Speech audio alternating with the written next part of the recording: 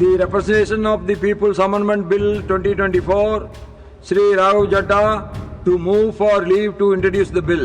Sir, I rise to move for leave to introduce a bill that seeks to empower the Indian citizens by allowing them to the right to recall their representatives under specific conditions. The bill addresses this gap where the elected representatives can be recalled if they don't perform their duties. Therefore, I introduce the Representation of the People Amendment Bill 2024. The question is that leave be granted to introduce the bill. Those in favor will please say aye. Those against will please say no. I think the ayes have it, the ayes have it, the ayes have it. Dr. Raghav Chanda. Sir, I introduce the bill. Amendment ತರಬೇಕು ಅಂತ ನಾವ್ ಇಷ್ಟೆಲ್ಲ ಹೇಳ್ಬೋದು, ಎಲ್ಲವನ್ನೂ ಕೊಡ್ಬೋದು. ನಾಳೆ ಅಲ್ಲಿ ಹೋದ್ರ ಮೇಲೆ ಬೇರೆ ಏನೋ ರೀಸನ್ ಕೊಟ್ಬಿಟ್ಟು ಆಗ್ತಾ ಇಲ್ಲ ಅನ್ನಬಾರ್ದು ಅನ್ನೋದಕ್ಕೋಸ್ಕರ ಇದನ್ನ ಹೇಳ್ತಾ ಇರೋದು. ಎಷ್ಟು ಕಿಕಾಲ್ಟು ಮ್ಯಾನಿಫೆಸ್ಟೋ ಆಗ್ಬೇಕು. ನಾನು ಹೇಳಿದ ಮೇಲೆ ನಾನು ಭಯ ಪಡ್ಬೇಕು ಹೇಳಕ್ ಮುಂಚೆ, ಸುಮ್ನೆ ಹೇಳ್ಬಾರ್ದು. ನಾನು ಹೊಸ ಯೋಜನೆಗಳು, ನಡೀತಿರೋ ಯೋಜನೆಗಳು, ಅದರದ್ದು ಏನೇನ್ ಕೆಲಸ ಮಾಡಿದ್ದಾರೆ, ಅದರ ದೃಶ್ಯ ದಾಖಲೆಗಳು ಎಲ್ಲವನ್ನೂ ಸಿದ್ಧಪಡಿಸಿಕೊಂಡು ಅದರ ಕಂಪ್ಲೀಷನ್ ಅಂದ್ರೆ ಅದರ ಮುಕ್ತಾಯ ಆದ ನಂತರ ಜನಕ್ಕೆ ಅದನ್ನ ಉಪಯೋಗಕ್ಕೆ ಬರೋ ಹಾಗೆ ಇಡೋದ್ರ ಮೂಲಕ ತನ್ನ ಕಾರ್ಯನಿರ್ವಹಣೆ ಹೇಗೆ ಮಾಡಿದೀನಿ ಅದಕ್ಕೆ ದೃಶ್ಯ ದಾಖಲೆಗಳೊಂದಿಗೆ ಪ್ರತಿಯೊಂದನ್ನು ಕೂಡ ಜನಪ್ರತಿನಿಧಿಯ ಕೆಲಸದ ಬಗ್ಗೆ ಸಾರ್ವಜನಿಕರ ಅಭಿಪ್ರಾಯಕ್ಕಾಗಿ ಪೋಲಿಂಗ್ ಮಾಡಬೇಕು. ನಾನು ಯಾವ ರೀತಿ ಕೆಲಸ ಮಾಡಿದೀನಿ, ಇದು ನಿಮ್ಗೆ ತೃಪ್ತಿ ಆಗಿದೆಯಾ, ಈ ರೀತಿ ರಿಸಲ್ಟ್ ಕೊಟ್ಟಿದ್ದೀನಿ, ಇದು ನಮ್ಗೆ ಇಷ್ಟ ಆಗಿದೆಯಾ ಅನ್ನೋದು ಕೂಡ ಪ್ರತಿಯೊಂದು ದೃಶ್ಯ ದಾಖಲೆಗಳೊಂದಿಗೆ ಆತ ಮತ್ತೆ ಜನರ ಮುಂದೆ ಹೋಗಲೇಬೇಕಾಗತ್ತೆ. ಆ ಒಂದು ಪೋಲಿಂಗ್ ಅಲ್ಲಿ ಜಾಸ್ತಿ ಜನಗಳು ಈತನಿಗೆ ಉತ್ತಮ, ನಿನ್ನ ಕೆಲಸ ನನಗೆ ಇಷ್ಟ ಆಗಿದೆ ಅಂದ್ರೆ ಆತ ತನ್ನ ಕೆಲಸದಲ್ಲಿ ಮುಂದುವರಿಬಹುದು. ಅಥವಾ ಜನಕ್ಕೆ ಸಮಾಧಾನ ಆಗದೆ ಕಳಪೆ ಅಂತ ಏನಾರ ಪೋಲಿಂಗ್ ಅಲ್ಲಿ ರಿಸಲ್ಟ್ ಬಂದ್ರೆ ಮತ್ತೆ ತಿದ್ದುಪಡಿ ಅಂದ್ರೆ ಕರೆಕ್ಷನ್ ಹೋಗ್ಬೇಕಾಗತ್ತೆ. ಜನಪ್ರತಿನಿಧಿ ತನ್ನ ಕೆಲಸವನ್ನು ಸುಧಾರಿಸಿಕೊಳ್ಳಲು ಮತ್ತು ಸಾರ್ವಜನಿಕರಿಂದ ಸಕಾರಾತ್ಮಕವಾಗಿ ಮತ್ತೆ ಉತ್ತಮ ರೀತಿಯಲ್ಲಿ ಕೆಲಸ ಮಾಡಿದ್ಯಾ ಅನ್ನೋ ತೀರ್ಪು ಪಡೆಯಲು 1 ಅಥವಾ ಗರಿಷ್ಠ 2 ಅವಕಾಶಗಳನ್ನ ಅವರಿಗೆ ಸಿಗುತ್ತೆ. ಈ 2-3 ಅವಕಾಶದಲ್ಲೂ ಆತ ಉತ್ತೀರ್ಣನಾಗದೆ ಇದ್ರೆ, ಆತ ಸಕ್ಸಸ್ಫುಲ್ ಆಗದೆ ಇದ್ರೆ ತನ್ನ ಕೆಲಸಕ್ಕೆ ಆತ ರಾಜೀನಾಮೆ ಕೊಟ್ಟು ರೆಸಿಗ್ನೇಷನ್ ಕೊಟ್ಟು ಹೋಗ್ಬೇಕಾಗತ್ತೆ. ಉಪಿ ಸರ್ ಹೇಳ್ತಿರೋದಕ್ಕೆ ಲೀಗಲ್ ಮಾನ್ಯತೆ ಇದೆಯಾ? ಆಗಬೇಕು ಅಂತ ನಾನು ಹೇಳ್ತಿರೋದು. ಆಗತ್ತೆ, ಜನ ಡಿಮ್ಯಾಂಡ್ ಮಾಡ್ರೆ ಲೀಗಲ್ಲೇ ಆಗತ್ತೆ ಅದು ಅಲ್ವಾ. ಜನ ಜಾಸ್ತಿ ಡಿಮ್ಯಾಂಡ್ ಮಾಡಿದ್ರೆ ಅನ್ಕೊಳ್ಳಿ, ಈ ಪ್ರಜಾಕೀಯಕ್ಕೆ ಓಟ್ ಹಾಕಿದ್ರೆ ಅನ್ಕೊಳ್ಳಿ, ಅಂದ್ರೆ ಎಲ್ಲ ಪಕ್ಕದಲ್ಲೆಲ್ಲ ಹುಷಾರಾಗ್ಬಿಡ್ತಾರೆ. ಜನ ಇದನ್ನ ಕೇಳ್ತಾ ಇದಾರ್ರಿ, ರೈಟ್ ಟು ರೀಕಾಲ್ ಕೇಳ್ತಾ ಇದ್ದಾರೆ ಜನ SOP ಕೇಳ್ತಾ ಇದಾರ್ರಿ, ಜನರ ಡಿಮ್ಯಾಂಡ್ಗೆ ಸ್ಪಂದಿಸಿ ಜನರು ಕನೆಕ್ಟ್ ಮಾಡಿ ಅಂತ ಕೇಳ್ತಾ ಇದ್ದಾರೆ ಅಂತ ಶುರು ಆಗ್ಬಿಡುತ್ತೆ ಅದು ಅಲ್ವಾ. ನಾನು ಯಾರು ಮಾಡೋದಕ್ಕೆ, ನಾನೊಬ್ಬ ಪ್ರಜೆಯಾಗಿ ಸ್ಟಾರ್ಟ್ ಮಾಡಿದ್ದೀನಿ. ಎಲ್ಲರೂ ಸೇರ್ಕೊಂಡ್ರೆ ಇಡೀ ದೇಶನೇ ಕೇಳಿಬಿಟ್ರೆ ಇದನ್ನ ಆಗತ್ತಲ್ಲ, ಆಗಲೇ ಬೇಕಲ್ವಾ. ಅದು ಎಸ್ಪೆಷಲಿ ನಿಮ್ಮ ಥರ ಯಂಗ್ಸ್ಟರ್ಸ್ ಕೇಳಬೇಕು ಇದನ್ನ.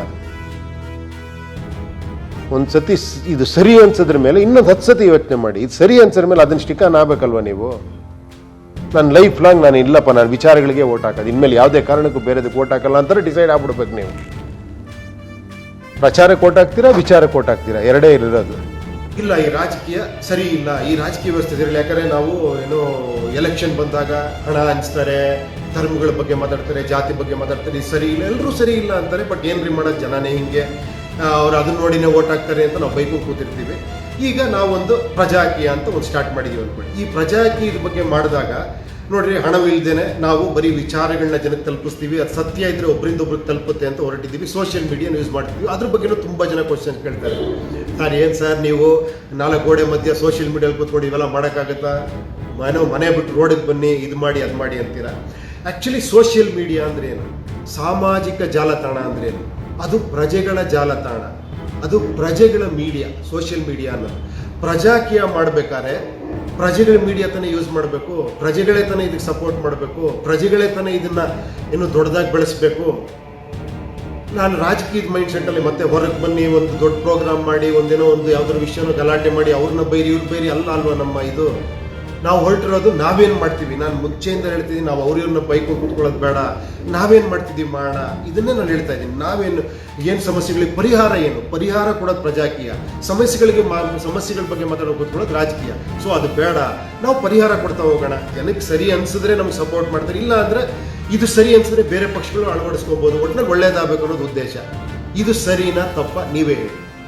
ನಿಮ್ಮ ದುಡ್ಡಲ್ಲಿ ನಡೆಯೋ ಸರ್ಕಾರ ಪಾರದರ್ಶಕತೆ, ಟ್ರಾನ್ಸ್ಪರೆನ್ಸಿಯಿಂದ ನಿಮ್ಮ ತೆರಿಗೆ ಹಣ ಎಲ್ಲಿ ಎಷ್ಟಿದೆ, ಅದು ಎಷ್ಟು ಎಲ್ಲೆಲ್ಲಿಗೆ ಬರುತ್ತೆ, ಅದು ಯಾವ್ಯಾವ ಸ್ಟೇಜಲ್ಲಿ ಯಾವ್ಯಾವ ಕೆಲಸಕ್ಕೆ ವಿನಿಯೋಗ ಆಗ್ತಿದೆ, ಅದು ಎಷ್ಟು ಟೈಮಲ್ಲಿ ಆ ಕೆಲಸ ಮುಗೀತದೆ, ಅದನ್ನು ಯಾರು ರೆಸ್ಪಾನ್ಸಿಬಿಲಿಟಿ ತೊಗೊತಾರೆ, ಇದಿಷ್ಟನ್ನು ಈಗಿರೋ ಟೆಕ್ನಾಲಜಿ ನೋಡಿ. ನಾನು ಇಲ್ಲಿ ಕೂತ್ಕೊಂಡು ಮಾತಾಡ್ತಿರ್ಬೇಕಾದ್ರೆ ಯಾರೋ ಅಮೆರಿಕಾದಲ್ಲಿರೋ ಇದನ್ನು ನೋಡ್ಬೋದು. ಅಂದರೆ ಅಂಥ ಟೆಕ್ನಾಲಜಿ ಇರೋ ಕಾಲದಲ್ಲಿ, ಕೈಯಲ್ಲೇ ಪ್ರಪಂಚದಲ್ಲಿರೋ ಟೆಕ್ನಾಲಜಿ ಇರೋ ಕಾಲದಲ್ಲಿ ಇದನ್ನು ಪಾರದರ್ಶಕತೆಯಿಂದ ಟ್ರಾನ್ಸ್ಪರೆಂಟ್ ಆಗಿ ಜನಕ್ಕೆ ತಲುಪಿಸಿ ಜನನ್ನು ಇನ್ವಾಲ್ವ್ ಮಾಡ್ಕೊಂಡು ಒಂದು ಸಿಸ್ಟಮ್ ಬರಬೇಕು.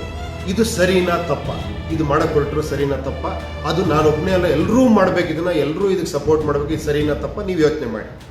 ಇಂಥ ಒಂದು ವ್ಯವಸ್ಥೆ, ಒಂದು ಪಾರದರ್ಶಕ ವ್ಯವಸ್ಥೆ ನಮಗೆ ಬೇಕಾ ಬೇಡವಾ, ನೀವು ಆನ್ಸರ್ ಮಾಡಬೇಕು. ತುಂಬ ಜನ ಕೇಳ್ತಾರೆ, ಅಲ್ಲ ಸರ್ ಜನ ಬರೀ ಜಾತಿ, ಪಕ್ಷಿಗಳು, ಧರ್ಮ, ಹಣ ಕೊಟ್ಟರೆ ಓಟ್ ಹಾಕ್ತಾರೆ, ಈ ಥರ ಆಗೋಗ್ಬಿಟ್ಟಿದೆ, ನಾವೊಬ್ಬರು ಏನು ಸರ್ ಚೇಂಜ್ ಮಾಡೋಕ್ಕಾಗುತ್ತೆ ಅಂತ ಒಂದು ಹೇಳ್ತಾ ಇದ್ದೀನಿ. ಬಟ್ ನಾನು ಅದನ್ನು ಪಾಸಿಟಿವ್ ಆಗಿ ಯೋಚನೆ ಮಾಡ್ತೀನಿ. ಯಾವ ಥರ ಅಂದರೆ, ಓಕೆ ಎಲ್ಲರೂ ಅದೇ ದಾರಿಲಿ ಹೋಗ್ತಾ ಇದ್ದಾರೆ, ಎಲ್ರಿಗೂ ಏನಂದರೆ ಗೆಲುವು ಮುಖ್ಯ, ಗೆಲ್ಲಬೇಕು, ಏನಾರ ಮಾಡಬೇಕು, ಒಂದು ಸ್ವಲ್ಪ ಲೈಮ್ ಲೈಟಿಗೆ ಬರಬೇಕು, ಅಥವಾ ಯಾರನ್ನೋ ಬೈಯಿ ಯಾರನ್ನೋ ಇದು ಮಾಡಿ ಈ ಥರ ಒಂದು ಇಶ್ಯೂಗಳು ತಗೋ. ಅಂದರೆ ಜನಕ್ಕೆ ಅವ್ರಿಗೂ ಗೊತ್ತಾಗಿದೆ, ಜನಕ್ಕೆ ಇದು ಬೇಗ ಏನು ಸ್ಪಂದಿಸ್ತಾರೆ ಇಂಥ ವಿಷಯಗಳಿಗೆ ಅಂತ ಮಾಡ್ತಾ ಇದ್ದಾರೆ. ಅದು ನನಗೆ ಗೊತ್ತಿಲ್ಲ, ಸರಿ ತಪ್ಪು ಅನ್ನೋದ್ರ ಬಗ್ಗೆ ನಾವು ಮಾತಾಡೋದು ಬೇಡ. ಈಗ ನಾವು ಅದಕ್ಕೊಂದು ಆಲ್ಟರ್ನೇಟಿವ್ ಏನು ಹೇಳಿ, ಒಂದು ಪರ್ಯಾಯವಾದ ವ್ಯವಸ್ಥೆ ಒಂದು ಕೊಟ್ಟಾಗ, ಇಲ್ಲಪ್ಪ ನಾವು ಇದ್ರ ಬಗ್ಗೆ ಏನು ಮಾತಾಡೋಣ, ನಮಗೇನು ಜನಗಳ ದುಡ್ಡನ್ನು ಎಲ್ಲಿ ಹೋಗುತ್ತೆ, ಹೆಂಗೆ ಸೇರಿಸ್ತೀವಿ, ಆಮೇಲೆ ಇಲ್ಲಿ ಬರುವಂಥ ಅಭ್ಯರ್ಥಿಗಳು ಅವ್ರು ಮತ್ತೆ ತಪ್ಪು ಮಾಡಬಾರ್ದು, ಅದಕ್ಕೆ ಅವ್ರು ತರುವಂಥ ಪ್ರಣಾಳಿಕೆಗಳು ಕೋರ್ಟಲ್ಲಿ ರಿಜಿಸ್ಟರ್ ಆಗಬೇಕು, ಅದು ಅಗ್ರಿಮೆಂಟ್ ಥರ ಆಗಬೇಕು, ಪಕ್ಷದ ಜೊತೆನೋ ಕೋರ್ಟಲ್ಲೂ ಅಗ್ರಿಮೆಂಟ್ ಆಗಬೇಕು, ಅವ್ರು ಏನು ತಂದಿದ್ದಾರೋ ಮ್ಯಾನಿಫೆಸ್ಟೋ ಅದನ್ನೇ ಮಾಡಬೇಕು, ಅದನ್ನು ಪಾರದರ್ಶಕತೆಯಿಂದ ಜನಗಳ ಟಚ್ಚಲ್ಲಿದ್ದು ಜನಗಳ ಸಂಪರ್ಕದಲ್ಲಿ ಇದು ಮಾಡಬೇಕು. ಅಕಸ್ಮಾತ್ ಅವ್ರು ಮಾಡಲಿಲ್ಲ ಅಂದರೆ ಅವ್ರನ್ನ ಕೆಳಗೆ ಇಳಿಸುವಂಥ ಒಂದು ವ್ಯವಸ್ಥೆ ಬರಬೇಕು ಅನ್ನೋದು ಸರಿನಾ ತಪ್ಪ. ಇದು ಬಂದಾಗ ಜನ ಸಪೋರ್ಟ್ ಮಾಡ್ತಾರಾ ಇಲ್ವಾ, ಜನ ಬಿಟ್ಬಿಡಿ. ಈಗ ನಾವು ವೈಯಕ್ತಿಕವಾಗಿ ನಾವು ಯೋಚನೆ ಮಾಡೋಣ, ನಾನು ಅಥವಾ ನೀವು ಸಪೋರ್ಟ್ ಮಾಡ್ತೀರಾ ಇಲ್ವಾ? ಇವಾಗ ನೀವು ಮಾಡಬೇಕಾ, ಅಥವಾ ಯಾರೂ ಮಾಡ್ತಿಲ್ಲ ಅಂತ ನೀವು ಅವ್ರನ್ನ ನೋಡಿಕೊಂಡು ಇಲ್ಲಪ್ಪ ಯಾರೂ ಮಾಡ್ತಿಲ್ಲ ನಾನು ಸಪೋರ್ಟ್ ಮಾಡಲ್ಲ ಅಂತ ಕೂತಿರ್ಬೇಕಾ, ಅಥವಾ ನಮ್ಮ ಕೆಲಸ ನಾವು ಮಾಡ್ತೀವಿ ಅಂತ ಹೊರಡ್ಬೇಕಾ? ನೀವು ಯೋಚನೆ ಮಾಡಿ. ನಾನು ಬೇಕಾ ನೀನು ಬೇಕಾ? ನಾನು ಅಂತ ಹೊರಟ್ರೆ ನೀವು ಮಾಡಲೇಬೇಕು, ಇದನ್ನು ನೀವು ಇದಕ್ಕೆ ಸಪೋರ್ಟ್ ಮಾಡಬೇಕು, ನಿಮ್ಗೆ ಸರಿ ಅನ್ಸಿದ್ರೆ ಮಾಡಬೇಕು, ತಪ್ಪಿದ್ರೆ ನಮ್ಗೆ ಸಜೆಸ್ಟ್ ಮಾಡಬೇಕು, ತಪ್ಪಿದ್ರೆ ನೀವು ನಮ್ಗೆ ಸಪೋರ್ಟು ಮಾಡಲ್ಲ ಬಿಡಿ, ಸರಿ ಇದ್ರೆ ಮಾತ್ರ ಸಪೋರ್ಟ್ ಮಾಡ್ತೀರಾ. ಇಷ್ಟು ಸ್ವಚ್ಛವಾಗಿ ಬರಬೇಕು ಅಂತ ಒಂದು ಇದನ್ನು ಮಾಡಕ್ಕೆ ಹೊರಟಿದ್ದೀವಿ. ಇದು ಪ್ರಜಾಕೀಯದ ಬಗ್ಗೆ ಒಂದು ಸಣ್ಣದಾಗಿ ಹೇಳಿದೆ. ಇದ್ರ ಬಗ್ಗೆ ನಿಮಗೆ ಇನ್ನೂ ಡೀಟೇಲಾಗಿ ತಿಳ್ಕೊಬೇಕಂದ್ರೆ ಪ್ರಜಾಕೀಯ ಅಂತ ಒಂದು ಆ್ಯಪ್ ಇದೆ, ದಯವಿಟ್ಟು ಡೌನ್ಲೋಡ್ ಮಾಡಿ, ಅದರೊಳಗೆ ಎಲ್ಲ ವಿವರಗಳು ಇದ್ದಾವೆ. ಪ್ರಜೆಗಳಿಂದ ಪ್ರಜಾಕೀಯ, ಪ್ರಜೆಗಳಿಗಾಗಿ ಪ್ರಜಾಕೀಯ, ಪ್ರಜೆಗಳಿಗೋಸ್ಕರ ಪ್ರಜಾಕೀಯ, ಮಟ್ಟ ಹಾಕಲು ರಾಜಕೀಯ, ನಮ್ಮಿಂದ ನಮಗ